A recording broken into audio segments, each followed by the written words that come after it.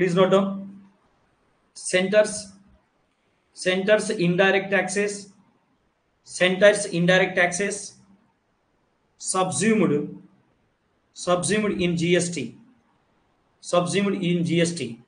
అందులో రాసుకోండి. Subsumed in GST. Union గవర్నమెంట్కి సంబంధించినటువంటి ఏ ట్యాక్సులు జిఎస్టీలో విలీనమయ్యాయి రాసుకోండి. ఫస్ట్ రాసుకోండి కస్టమ్స్ డ్యూటీ. బేసికల్గా కస్టమ్స్ డ్యూటీ అనేది జిఎస్టీ ద్వారా రీప్లేస్ అయిందా అంటే నో. కస్టమ్స్ డ్యూటీ అనేది జిఎస్టీలో రీప్లేస్ కాలేదు. ప్రజెంట్ మీకు ఒక ఐడియా కూడా ఇస్తాను చూడండి. ఇంపోర్టెడ్ ఐటమ్స్ మీద మనకి ప్రజెంట్ కస్టమ్స్ డ్యూటీ ఉంటుంది, ప్లస్ అలాగే ఐజిఎస్టీ కూడా ఉంటుంది. అయితే మీరు అడగొచ్చు, సార్ ఐజిఎస్టీ అంటే ఎలా సార్ అంటే ఏం లేదు, సింపుల్, మీకు అర్థం అవడం కోసం మాత్రం రాస్తున్నా. ఐజిఎస్టీ అంటే సిజిఎస్టీ. ఇప్పుడు ఫర్ ఎగ్జాంపుల్ మనం ఏదైనా ఒక ఫెరారీ కార్ని ఇంపోర్ట్ చేసుకుంటున్నా కాబట్టి 28% జిఎస్టీలో 14% జిఎస్టీ కేంద్రానికి పోతుంది. మరి 28% ఎస్జిఎస్టీ అనుకుందాం. అంటే ఏ రాష్ట్రం అంటే ఇప్పుడు సపోజ్ నేను హైదరాబాద్లో ఉంటూ అమెరికా నుంచి ఫెరారీ కార్ని ఇంపోర్ట్ చేసుకుంటున్నాను. దాని మీద 28% ఐజిఎస్టీ, అందులో 14% సిజిఎస్టీ కింద కేంద్రానికి వెళ్ళిపోయింది. ఇంకొక 14% ఎస్జిఎస్టీ కింద రాష్ట్రాలకు వస్తుంది.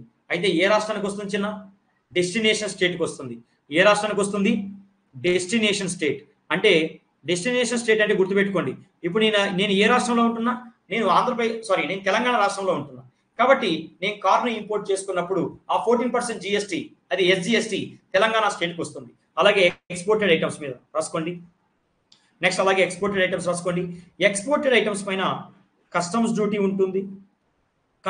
ఉంటుంది ప్లస్ 0% జిఎస్టీ, దట్స్ ఇట్. ఇది ఎందుకో మీకు తెలుసు. And move on to the next one. మరికొన్ని ఉన్నాయి ఎక్స్పోర్ట్స్ ఇంపోర్ట్స్కి సంబంధించి మరికొన్ని విషయాలు కూడా ఉన్నాయి, అవి కూడా రాసుకోండి. So please note down. So అవేంటి? Special additional customs duty SAD కానివ్వండి, అలాగే కౌంటర్ వ్యాలింగ్ డ్యూటీ,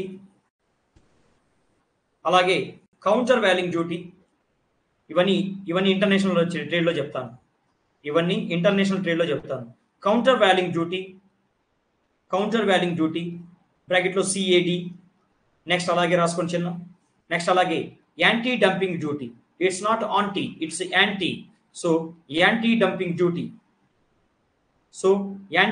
డ్యూటీ వీటన్నిటిని కూడా జిఎస్టీ ఏమి రీప్లేస్ చేయాలి రాసుకోండి.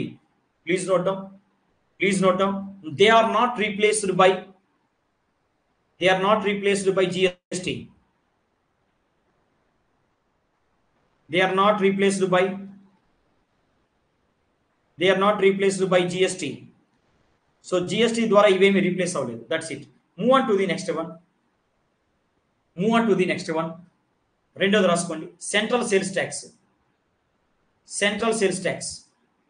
నెక్స్ట్ రాసుకోండి సెంట్రల్ సేల్స్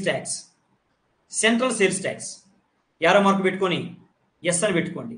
అంటే జిఎస్టీలో విలీనం అయిపోయింది. ఒకప్పుడు మీకు తెలుసో తెలీదో, ఒకప్పుడు సెంట్రల్ సేల్స్ ట్యాక్స్ని ఇంటర్ స్టేట్ ట్రేడ్ అంతర్రాష్ట్ర వ్యాపార వాణిజ్యం పైన విధించేవాళ్ళు. ఒకప్పుడు సెంట్రల్ సేల్స్ ట్యాక్స్ని దేనిపైన విధించేవాళ్ళు అంటే ఇంటర్ స్టేట్ ట్రేడ్ అంతర్రాష్ట్ర వ్యాపార వాణిజ్యం పైన విధించేవాళ్ళు. అయితే ప్రజెంట్ మీరు గమనించండి, ఐజిఎస్టీ ఉంది కదా, ఈ ఐజిఎస్టీలో ఎస్జిఎస్టీకి ఎవరికి వెళ్తుంది? ఐజిఎస్టీలో ఎస్జిఎస్టీ ఎవరికి వెళ్తుంది? డెస్టినేషన్. కానీ ఒకప్పుడు సెంట్రల్ సేల్స్ ట్యాక్స్లో స్టేట్ అమౌంట్ అనేది డెస్టినేషన్ స్టేట్కి వెళ్ళదు, సోర్స్ స్టేట్కి వెళ్తుంది. డెస్టినేషన్ స్టేట్కి వెళ్ళదు, సోర్స్ స్టేట్కి వెళ్తుంది. ఓకేనా? అర్థమవుతుందని చెప్పింది. సో గుర్తుపెట్టుకోండి, ఒకప్పుడు అంటే ఇప్పుడు అవసరం లేదులేండి చిన్న, ఇప్పుడు అవసరం లేదు నేను చెప్తున్నా కదా, ఇప్పుడు నిజంగా అవసరం లేదు, ఇప్పుడు ఈ ట్యాక్స్ గురించి అవసరం లేదు. కానీ నేనేం చెప్తున్నా అంటే ప్రజెంట్ ఐజిఎస్టీలో రాష్ట్రాలకు వెళ్లాల్సిన వాటా డెస్టినేషన్ స్టేట్కి వెళ్తుంది కదా. మరి ఒకప్పుడు రాష్ట్రాలకు వెళ్లాల్సిన వాటా డెస్టినేషన్ స్టేట్కి వెళ్తుందా, సోర్స్ స్టేట్కి వెళ్తుందంటే సోర్స్ స్టేట్కి వెళ్తుంది. అయితే ఇప్పుడు ఒక విషయం కూడా చెప్తా, గుర్తుపెట్టుకోండి. ప్రజెంట్ ఇది జిఎస్టీలో విలీనమైంది, ఓకేనా. అయితే ప్రజెంట్ మనకి ఇంటర్ స్టేట్ ట్రేడ్ పైన, ఇంటర్ స్టేట్ ట్రేడ్ అంతరాష్ట్ర వ్యాపార వాణిజ్యం పైన ఏ ట్యాక్స్ వేస్తున్నారు? ఐజిఎస్టీ వేస్తున్నారు. అంటే సెంట్రల్ సేల్స్ ట్యాక్స్ అనేది కూడా జిఎస్టీలో విలీనం అయిపోయింది. సెంట్రల్ సేల్స్ ట్యాక్స్ అనేటటువంటిది జిఎస్టీలో విలీనం అయిపోయింది. గుర్తుపెట్టుకోండి చిన్న. అర్థమైందా? Move on to the next one. Next third one రాసుకోండి. Union direct taxes, union indirect taxes on alcohol. Union indirect taxes on alcohol. సరే, ఆల్కహాల్ను ఉపయోగించే వాటిపైన ఎలాంటి ట్యాక్స్ ఉంటుంది? రాసుకోండి చిన్న, ప్లీజ్ నోట్ డౌన్. ఒకప్పుడు మనము ఆల్కహాల్ని యూజ్ చేసి తయారు చేసేటటువంటి మెడిసిన్ అలాగే టాయిలెటరీ ప్రిపరేషన్ మీద ఎక్సైజ్ డ్యూటీ ఉండేది. కానీ ప్రజెంట్ ఆల్కహాల్ని యూజ్ చేసి తయారు చేసేటటువంటి మెడిసిన్ అలాగే టాయిలెటరీ ప్రిపరేషన్ పైన జిఎస్టీ విధిస్తున్నారు. రాసుకోండి చిన్న. ఆల్కహాల్ యూజ్డ్ ఇన్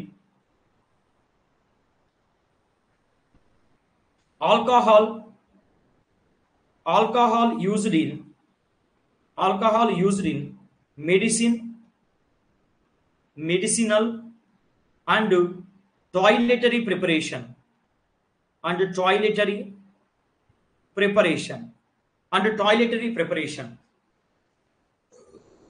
ఒకప్పుడు చిన్న వన్స్ అపాన్ ఏ టైం, ఆ రోజుల్లో నాగార్జున నాన్నగారు వన్స్ అపాన్ ఏ టైం, ఆ రోజుల్లో మేము నాన్నగారు అనుకున్న టైంలో దీనిపైన ఎక్సైజ్ ఉండేది, కానీ ప్రజెంట్ ఆల్కహాల్ని యూజ్ చేసి తయారు చేసేటటువంటి మెడిసిన్స్ అలాగే టాయిలెటరీ ప్రిపరేషన్ ఐటమ్స్ పైన జిఎస్టీ అనేటటువంటిది ఉంది. అలాగే నెక్స్ట్ రాసుకోండి చిన్న. Move on to the next one. Side note లాగే రాసుకోండి, మెయిన్ టాపిక్ ఏమీ కాదు. లిక్కర్ ఫర్ డ్రింకింగ్, మనుషులు తాగేది. లిక్కర్ ఫర్ డ్రింకింగ్, మనం మనుషులను తాగుతాం కదా, మనం తాగేటటువంటి లిక్కర్ మీద ఏది ఉంటుంది? మనం తాగే లిక్కరు జిఎస్టీ పరిధిలో లేదు. జిఎస్టీ పరిధిలోకి రాదు. మీకు ఆల్రెడీ చెప్పాను, ఆర్టికల్ 366 చెప్పాను. మనం తాగేటటువంటి మందు జిఎస్టీ పరిధిలోకి రాదు. సో ప్రజెంట్ మందు పైన మీకు ఆల్రెడీ చెప్పున్నాను. మందు యొక్క మ్యానుఫ్యాక్చరింగ్ ఆర్ ప్రొడక్షన్, మందు యొక్క తయారీ పైన స్టేట్ ఎక్సైజ్ డ్యూటీ ఉంటుంది. అలాగే వాటి యొక్క సేల్స్, అమ్మకాల పైన స్టేట్ వ్యాట్ అనేది ఉంటుంది. ఒకప్పుడు ఈ వ్యాట్ ని సేల్స్ ట్యాక్స్ అనేవాళ్ళు, ఓకేనా. సేల్స్ పైన స్టేట్ వ్యాట్ ఉంటుంది కాబట్టి దాని గురించి మనకు అవసరం లేదు, ఓకేనా. That's it. అండ్ నెక్స్ట్, క్లియరేనా? Is it clear? నెక్స్ట్ రాసుకోండి. Move on to next one. అలాగే చిన్న, హర్యానా గవర్నమెంట్ లిక్కర్ పైన కోవిడ్ సెస్ విధించింది. కానీ ఇలాంటి సొల్లు కహానీలు మనకు అవసరం అంటారా? లిక్కర్ పైన రాసుకోండి, కావాలంటే రాసుకోండి. హర్యానా గవర్నమెంట్ కోవిడ్ సెస్ని విధించింది. దేనిపైన? లిక్కర్ పైన. అలాగే లిక్కర్ మీద రాజస్థాన్ గవర్నమెంట్ కౌ సెస్ని విధించింది. ఇలాంటి చిల్లర కూడా అప్పుడప్పుడు జరుగుతూ ఉంటాయి. సో చూడండి, హర్యానా గవర్నమెంట్ లిక్కర్ మీద కోవిడ్ సెస్ను విధించింది. అంటే ఆ లిక్కర్ మీద విధించిన కోవిడ్ సెస్ ఉంది కదా, దాని ద్వారా వచ్చిన పైసల్ని కేవలం కోవిడ్ కోసమే ఉపయోగించాలి. అలాగే మరొక సైడ్ చూసినట్లయితే రాజస్థాన్లో లిక్కర్ మీద కౌ సెస్ను ఇంపోదించారు. ఆవు సెస్ అంట. అంటే ఆ సెస్ ద్వారా వచ్చిన అమౌంట్ని ఆవుల యొక్క వెల్ఫేర్ కోసం ఉపయోగించాలంట.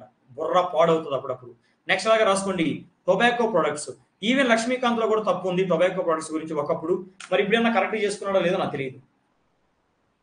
లక్ష్మీకాంత్ సార్ బుక్ లో కూడా టొబాకో ప్రొడక్ట్స్ పైన జిఎస్టీ అని రాసున్నాడు. మరి నాకు తెలియదు. ఈవెన్ తెలుగు అకాడమీలో కూడా రాసున్నారు, అది కూడా తప్పే. అన్ని తప్పే. తెలుగు అకాడమీలో తప్పిచ్చున్నాడు, అలాగే లక్ష్మీకాంత్ సార్ దాంట్లో కూడా తప్పిచ్చున్నాడు. సో అల్టిమేట్గా మీరు చూస్తే జిఎస్టీ నెంబర్ కూడా ఉంటుంది మీకు. సో మనం చెప్పేది 100% కరెక్ట్, మీరు రాసుకోండి. మళ్ళీ నాకు తెలుగు అకాడమీలో అలాగే ఉంది, లక్ష్మీకాంత్లో ఇలా ఉంది అని అడిగితే మాత్రం నాకు సంబంధం లేదు. ఏమైనా డౌట్ ఉంటే గూగుల్ చేసుకోండి అంతే, నన్నైతే అడగండి. ఏదైనా డౌట్ ఉంటే గూగుల్ చేసుకోండి, కానీ నన్నైతే అడగండి. That's it. ఎందుకంటే నేను మొత్తం చూసే చెప్తాను కాబట్టి రాసుకోండి. Move on to the next one. Tobacco products రాసుకోండి చిన్న. నెక్స్ట్ రాసుకోండి టొబాకో ప్రొడక్ట్స్ రాసుకోండి చిన్న. టొబాకో ప్రొడక్ట్స్ పైన జిఎస్టీ ఉంటుంది. ఎంతో తెలుసా? టొబాకో ప్రొడక్ట్స్ పైన జిఎస్టీ, అది మనుషులకు హాని చేసేది కాబట్టి టొబాకో ప్రొడక్ట్స్ పైన 28% జిఎస్టీ. టొబాకో ప్రొడక్ట్స్ పైన 28% జిఎస్టీ అంటే 14% సిజిఎస్టీ, అలాగే 14% ఎస్జిఎస్టీ. 14% సిజిఎస్టీ అలాగే 14% ఎస్జిఎస్టీ. దాంతోపాటు ప్లస్ అదనంగా 28% జిఎస్టీ ఇంకా అదనంగా రాసుకోండి. అదనంగా ఏంటంటే దీని మీద జిఎస్టీ కాంపెన్సేషన్ సెస్ కూడా విధిస్తారు. మీకు ఆల్రెడీ నేను చెప్పాను, ఒక చిన్న ఎగ్జాంపుల్ చెప్పాను. ఏంటది? సపోజ్ మనకి జిఎస్టీ అనేది డెస్టినేషన్ బేస్డ్ ట్యాక్స్. ఇప్పుడు సపోజ్ నేను ఒక కారుని ఉత్పత్తి చేశాను. ఫర్ ఎగ్జాంపుల్ ఉత్తరప్రదేశ్లో ఉత్పత్తి అయిన కారుని గుజరాత్లో అమ్ముతున్నా. అప్పుడు ఐజిఎస్టీ విధిస్తారు. అయితే అందులో ఎస్జిఎస్టీ అమౌంట్ డెస్టినేషన్ అంటే గుజరాత్కి వస్తుంది. మరి కార్ల ఉత్పత్తిని స్టార్ట్ చేసి కార్ల కంపెనీకి ల్యాండ్ ఇచ్చి ఎలక్ట్రిసిటీ ఇచ్చి ట్యాక్స్ ఎగ్జామ్షన్ ఇచ్చినటువంటి ఉత్తరప్రదేశ్ స్టేటు ఎర్రిపప్పన కాదు. సో ఉత్తరప్రదేశ్ స్టేట్కి లాస్ వస్తుంది. మరి అంటే ఉత్తరప్రదేశ్ స్టేట్కి లాస్ వస్తుంది కాబట్టి ఈ విధంగా రాష్ట్రాలకు వచ్చేటటువంటి నష్టాన్ని భర్తీ చేయడం కోసం మనకి జిఎస్టీ కాంపెన్సేషన్ సెస్ విధిస్తారు. జిఎస్టీ కాంపెన్సేషన్ సెస్ ద్వారా వచ్చిన పైసల్ని రాష్ట్రాలకు కాంపెన్సేషన్గా ఇస్తారు. ఒక పాయింట్ ఏంటంటే చిన్న, జిఎస్టీ వచ్చిన తర్వాత రాష్ట్రాల యొక్క ఆదాయం తగ్గుతుందని ముందే తెలుసు. అయితే కేంద్ర ప్రభుత్వం ఏం చెప్పిందంటే ఎస్జిఎస్టీని తీసుకురావడం ద్వారా రాష్ట్రాలకు వచ్చే ఆదాయం తగ్గినట్లయితే మేము కాంపెన్సేషన్ ఇస్తా అన్నారు. మరి కాంపెన్సేషన్ ఇవ్వడానికి ఈ పాడు మొఖం వాళ్ళ దగ్గర డబ్బులు ఉన్నాయా? కాంపెన్సేషన్ అనేది ఇవ్వడానికి ఈ ఎదవల కాడ అంటే యూనియన్ గవర్నమెంట్ దగ్గర డబ్బులు ఉన్నాయా? లేవు. అందుకోసం అని రాష్ట్రాలకు కాంపెన్సేషన్ ఇవ్వడం కోసం కొన్ని లగ్జరియస్ గుడ్స్, అలాగే డీమెరిట్ గుడ్స్ అంటే సిగరెట్టు, తర్వాత గుట్కా, మానిక్ చంద్, రజనీగంధా, కేయిని, బాబా ఇలాతి తట్ట ఇలాంటి వాటిపైన, అలాగే లగ్జరియస్ గుడ్స్ పైన జిఎస్టీ కాంపెన్సేషన్ సెస్ వేస్తారు. సో ఈ టొబాకో ప్రొడక్ట్స్ పైన, ఈ పొగాకు పైన మనకి జిఎస్టీ కాంపెన్సేషన్ సెస్ కూడా ఉంది. టొబాకో పైన జిఎస్టీ కాంపెన్సేషన్ సెస్ అనేది కూడా ఉంది. రాసుకొని చిన్న. Unions GST compensation cess, GST compensation cess plus. అంతటితో అయిపోయిందా? అంతటితో అయిపోలా. టొబాకో ప్రొడక్ట్స్ పైన ఇంకా సినిమా ఉంది. రాసుకోండి. Union's national calamity contingent duty. Union's national calamity contingent duty. NCCD. National calamity అంటే సహజ విపత్తులు. టొబాకో ప్రొడక్ట్స్ పైన ఈ నేషనల్ క్యాలమిటీ కాంటింజెంట్ డ్యూటీని కూడా వేస్తారు.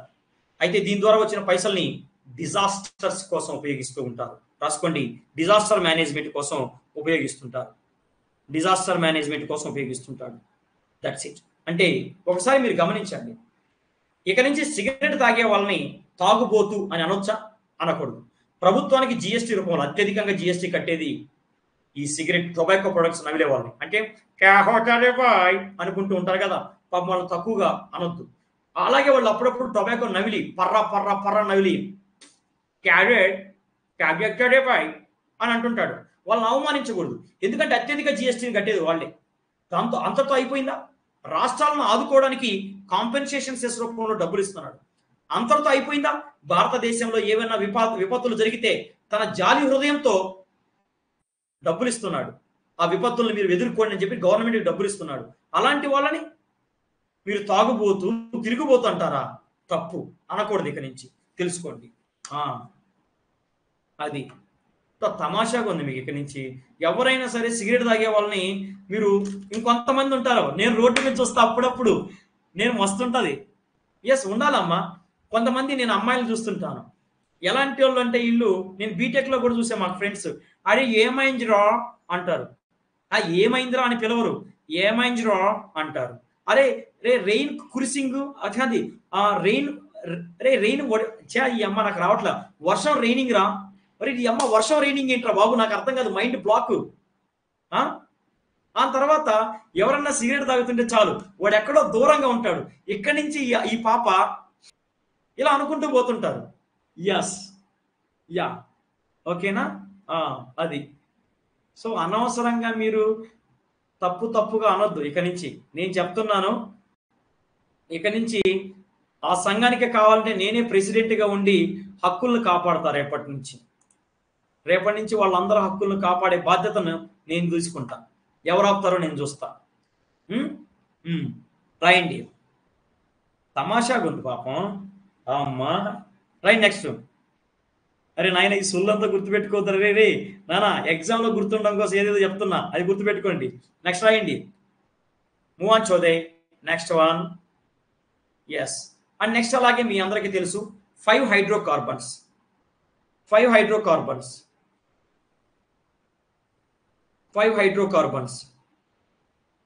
ఈ 5 హైడ్రోకార్బన్స్ మీద జిఎస్టీ ఉందా? 5 హైడ్రోకార్బన్స్ అనే జిఎస్టీలు విలీనమయ్యాయా? 5 హైడ్రోకార్బన్స్ జిఎస్టీలో విలీనమయ్యాయా? లేదు. అవేంటి 5 హైడ్రోకార్బన్స్? ఒకటి క్రూడ్ ఆయిల్. సో రెండోది వచ్చేసి petrol. It's not petrol, it's petrol. Next diesel. Next aviation, turbine fuel. Next అలాగే న్యాచురల్ గ్యాస్. వీటిపైన జిఎస్టీ లేదు. ప్రజెంట్ వీటి యొక్క రిఫైనింగ్ అండ్ డ్రిల్లింగ్, అలాగే డ్రిల్లింగ్ మీద యూనియన్స్ ఎక్సైజ్ డ్యూటీ ఉంటుంది. అలాగే వీటి యొక్క సేల్స్, అమ్మకాల పైన స్టేట్ వ్యాట్ ఉంటుంది. స్టేట్స్ వ్యాట్, రాష్ట్రాలు వ్యాట్ వేస్తాయి. That's it. ఇంకా అంతకుమించి ఏం లేవు. That's it. సో ఇప్పుడు సింపుల్గా ఒక టేబుల్ ఇస్తాను, రాసుకోండి. ఇందాక కోమలి ఏదో అన్నది, కిడ్నీలు లివర్లు అని. మందు తాగితే లివర్ పోతుంది. అదే మందు తాగుతూ లివర్ తింటే మన లివర్ సేఫ్గా ఉంటుంది. అది గుర్తుపెట్టుకోండి ఎప్పుడైనా సరే. అది కూడా కరెక్టే కదా సార్? అన్ని మీరు ఏం తెలియదు మీకు. రైట్, నెక్స్ట్ రాయండి. So please note down. Next రాసుకోండి. అంతే కోమలి, లాజికల్ చెప్తే మీరు నమ్మరు, అయ్యా సార్ అంటారు. ఓకే, కమాన్, ఎంజాయ్ పండుగ. రాయండి. క్వశ్చన్ రాసుకోరా చిన్న, క్వశ్చన్ రాసుకో. Which union taxes are replaced? Question. which union taxes are replaced? Which union taxes are replaced or abolished? Which union taxes are replaced or abolished or subsumed in CGST or IGST? So ఏ ట్యాక్సులు CGST అలాగే ఐజిఎస్టీలో విలీనమయ్యాయి? ఓకేనా? విలీనమయ్యాయి. రాసుకోండి చిన్న. Direct taxes. మొదటిగా డైరెక్ట్ ట్యాక్సెస్ రాసుకోండి. అసలు డైరెక్ట్ ట్యాక్సెస్ కి జిఎస్టీకి సంబంధం ఉందా? జిఎస్టీ వస్తే డైరెక్ట్ ట్యాక్సెస్ ఎందుకు విలీనం అవుతాయి? నా పిండాకుడు కావు. కాబట్టి నో. నెక్స్ట్ రాసుకోండి. డైరెక్ట్ ట్యాక్సెస్ విలీనం కాలేదు, నో అని పెట్టుకోండి. అలాగే కస్టమ్స్ డ్యూటీ, దీంట్లో నుంచి ఒక మార్క్ వస్తుంది ఖచ్చితంగా, నో. నెక్స్ట్ అలాగే రాసుకోండి చిన్న. Excise on 5 hydrocarbons. Excise on 5 hydrocarbons రాసుకోండి, నో. నెక్స్ట్ రాసుకోండి టొబాకో. టొబాకో మీద ఉందా అంటే ఎస్ ఉంది. అలాగే లిక్కర్ తాగే మందు, లిక్కర్ తాగే మందు పైన జిఎస్టీ ఉందా? లేదు. స్టేట్ వచ్చేసి state excise duty state VAT విధిస్తుంది. నెక్స్ట్ రాసుకోండి చిన్న. Next excise on alcohol used in excise on alcohol used in medicine and toiletry preparation. So ఒకప్పుడు ఎక్సైజ్ ఉండేది, కానీ ప్రజెంట్ ఇది విలీనం అయిపోయింది. దేంట్లో విలీనం అయిపోయింది? జిఎస్టీలో విలీనం అయిపోయింది. నెక్స్ట్ రాసుకొని చిన్న సెంట్రల్ సేల్స్ ట్యాక్స్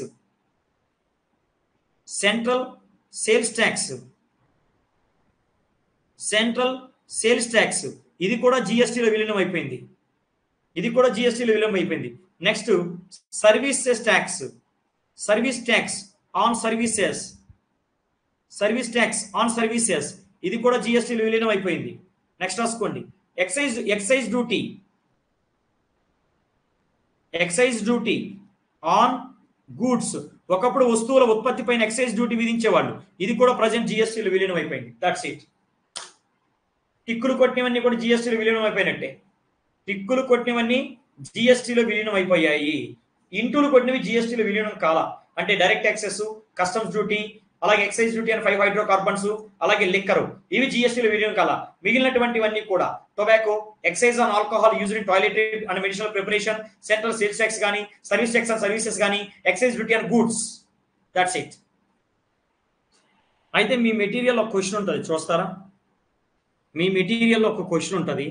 రీసెంట్గా సిడిఎస్లు అడిగాడు. 2023 CDS, which one of the following taxes is not subsumed under the GST? ఉందా క్వశ్చన్ మెటీరియల్లో? మెటీరియల్ పక్కన ఉందా? ప్రస్తుతానికి మీ దగ్గర మెటీరియల్ ఉందా? చెప్పండి. ఏ బాబు, రే నాయన త్వరగా చెప్పండి రా నాయన, మీ దగ్గర మెటీరియల్ ఉందా లేదా? సూపర్ రా. సరే తర్వాత ఇస్తాను, రేపు క్వశ్చన్ రాసుకోండి రండి. రేపు అక్కడ గ్యాప్ ఇవ్వండి, గ్యాప్ అవసరం లేదులే. రేపు ఆ క్వశ్చన్ ఒక్కొక్కసారి ఆన్సర్ చేయండి. నాకు పీడిఎఫ్లో ఉందని నాకు తెలుసు, పీడిఎఫ్లో ఉందని నేను చెప్తున్నా, కానీ మీరు పీడిఎఫ్ ఉంటే కదా మీ దగ్గర. సర్లేండి, వదిలేయండి. ఆ క్వశ్చన్ చూసుకురండి, రేపు ఎక్స్ప్లెయిన్ చేస్తానులేండి. ఆ క్వశ్చన్ చూసుకురండి, రేపు ఎక్స్ప్లెయిన్ చేస్తాను. నాకు గుర్తు చేయండి, అది చాలా ఇంపార్టెంట్. గుర్తు చేయండి, ఆ క్వశ్చన్ చాలా ఇంపార్టెంట్.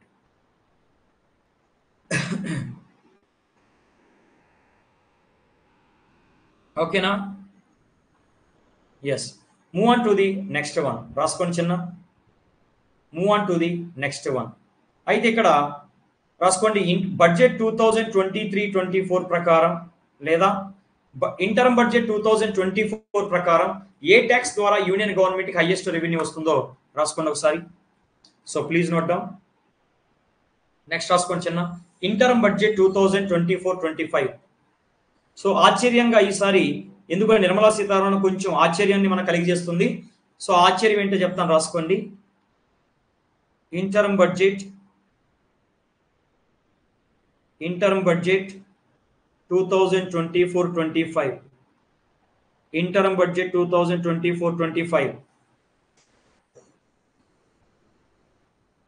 ఇంటర్మ్ బడ్జెట్ 2024-25 ఆమె ప్రకారం ఎస్టిమేట్స్ చిన్న, ఇవన్నీ కూడా ఎస్టిమేట్స్.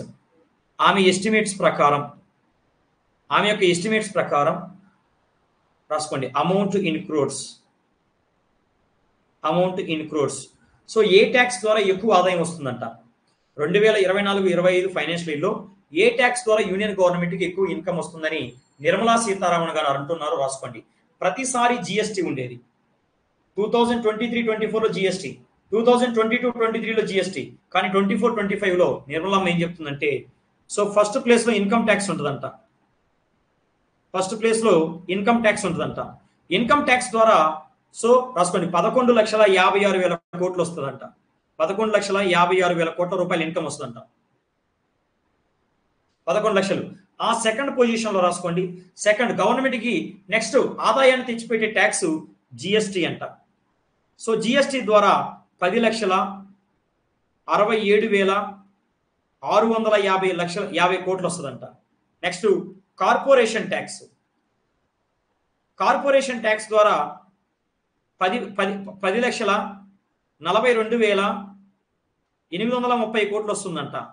నెక్స్ట్ ఫోర్త్ పొజిషన్ వచ్చేసి ఎక్సైజ్ డ్యూటీ పెట్రోల్ డీజిల్ దాని నుంచి ఎంత వస్తుందంట 3,18,780 కోట్లు వస్తుందంట. నెక్స్ట్ ఫిఫ్త్ పొజిషన్ చిన్న కస్టమ్స్ రాసుకోండి. కస్టమ్స్ ద్వారా 2,31,000 అలాగే 310 కోట్లు వస్తుందంట. నెక్స్ట్ లాస్ట్లో సర్వీస్ ట్యాక్స్. అలా రాసుకుంటూ పోతే లాస్ట్లో ఒకసారి రాసుకో. సర్వీస్ ట్యాక్స్ ద్వారా 100 కోట్లు వస్తుందంట. సర్వీస్ ట్యాక్స్ ద్వారా 100 కోట్ల ఆదాయం వస్తుందంట. ఏమైనా డౌట్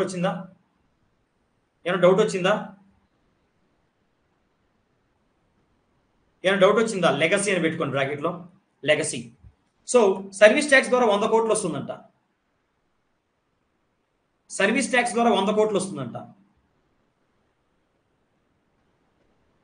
అదేగా చెప్పింది అభిషేక్. ఒకసారి జాగ్రత్తగా చూడు. 5 హైడ్రోకార్బన్స్ మీద యూనియన్ ఎక్సైజ్ డ్యూటీ, లిక్కర్ మీద స్టేట్ ఎక్సైజ్ డ్యూటీ, జాగ్రత్తగా చూడాలి. పదాలు వేగ్గా చూడొద్దు. పైన చూస్తే సరిపోదు, క్లియర్గా చూడండి. జిఎస్టీ సర్వీస్ కాదా సార్? కాదు, పక్కన పెట్టండి. బేసికల్గా మనకి జిఎస్టీ రాకముందు సర్వీస్ ట్యాక్స్ ఉండేది. అయితే ఆ సర్వీస్ ట్యాక్స్కి సంబంధించి అనేక డిస్ప్యూట్స్ వచ్చాయి. అవి ఇప్పుడు కోర్టుల్లో ఉన్నాయి. సర్వీస్ ట్యాక్స్కి సంబంధించిన బోల్డ్ అనే కేసులు కోర్టుల్లో ఉన్నాయి. అయితే ఆ కేసులు పరిష్కారం అయ్యి, కోర్టుల ద్వారా సర్వీస్ ట్యాక్స్కి సంబంధించిన కేసులు పరిష్కారం అయ్యి గవర్నమెంట్కి 2024-25 ఫైనాన్షియల్ ఇయర్లో 100 కోట్లు వస్తుందని ఎస్టిమేట్ చేశారు. అంతే. నెక్స్ట్ రాసుకోండి. అలాగే బడ్జెట్ 23-24 కావాలా? సో బడ్జెట్ 23-24 కూడా రాసుకోండి కావాలనుకుంటే. బడ్జెట్ 23-24 ఎస్టిమేషన్స్ రాసుకోండి.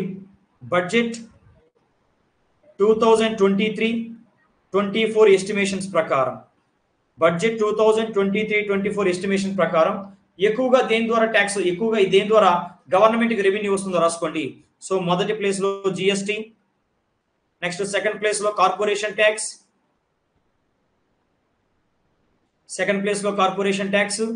నెక్స్ట్ థర్డ్ ప్లేస్ లో ఇన్కమ్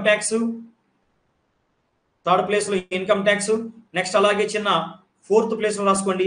ఫోర్త్ ప్లేస్ లో వచ్చేసి ఎక్సైజ్, నెక్స్ట్ ఫిఫ్త్ ప్లేస్ లో వచ్చేసి కస్టమ్స్ ఉంటుందని అప్పుడు చెప్పారు. కానీ 24-25 బడ్జెట్ లో మాత్రము మొత్తం రివర్స్ అయిపోయింది అది. So move on to the next one.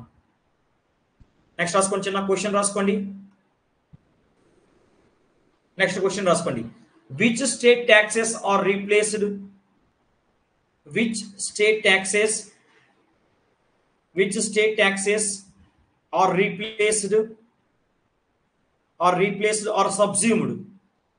or subsumed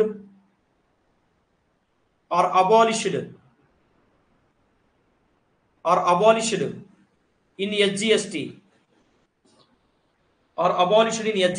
రాసుకోండి, చిన్న రాసుకోండి.